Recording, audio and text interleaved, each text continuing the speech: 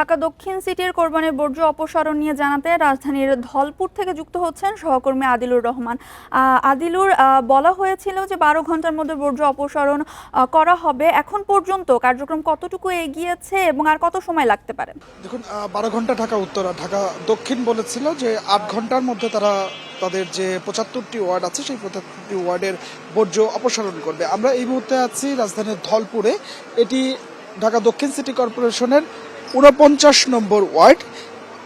কিছুক্ষণ আগে এখানকার এই ঢাকা দক্ষিণ সিটি কর্পোরেশনের যিনি প্রধান বর্জ্য ব্যবস্থাপনা কর্মকর্তা এয়ার কমোডার মাহবুবুর রহমান তালুকদার,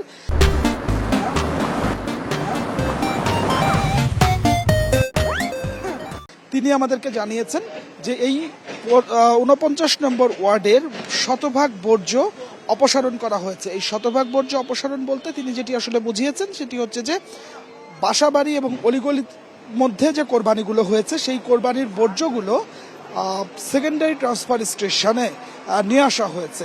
এবং আপনি নিশ্চয়ই দেখতে পাচ্ছেন যে এই সেকেন্ডারি ট্রান্সফার স্টেশনে ছোট যে পে লোডারগুলো আছে সেই পে লোডারগুলো থেকে পরবর্তীতে এইখানকার ডাম্প ট্রাকে নিয়ে যাওয়ার জন্য এই বর্জ্যগুলো ভরা হচ্ছে। পরবর্তীতে এখান থেকে মাতোয়ার যে ল্যান্ডফিল আছে সেই ল্যান্ডফিলে নিয়ে যাওয়া হবে।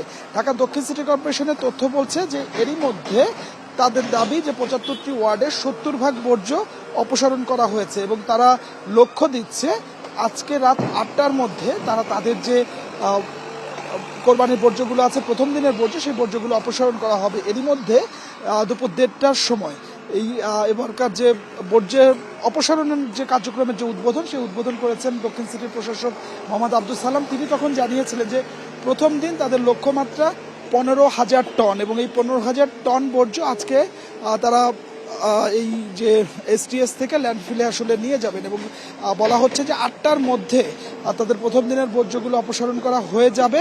এরপরেও যদি কোনো এলাকায় বর্জ্য থাকে সেক্ষেত্রে নগরবাসীর জন্য কন্ট্রোল রুম খোলা হয়েছে। সেই কন্ট্রোল রুমের মাধ্যমে নগরবাসী যদি সিটি কর্পোরেশনকে জানায় তাহলে আধা ঘন্টার মধ্যে ওই এলাকার বর্জ্য অপসারণ করা হবে বলে কিন্তু আসলে দক্ষিণ সিটি কর্পোরেশনের পক্ষ থেকে আমাদেরকে জানানো হয়েছে। আরেকটি বিষয় আপনাকে জানিয়ে রাখি, সেটি হচ্ছে যে ঢাকা দক্ষিণ সিটি কর্পোরেশন এবছর প্রায় 4 শতাধিকের মতো নির্ধারিত স্থান করেছিল কোরবানির জন্য, কিন্তু এবছরও নগরবাসীর সাড়া মেলেনি। প্রশাসক যেটি জানিয়েছেন যে 5 থেকে হয়তো বা 10% মানুষ সেখানে কোরবানি দিয়েছেন, কিন্তু এই নির্দিষ্ট স্থানে যদি কোরবানি দেওয়া হতো তাহলে বর্জ্য অপসারণ এবং নগর আরও বেশি পরিচ্ছন্ন থাকতো।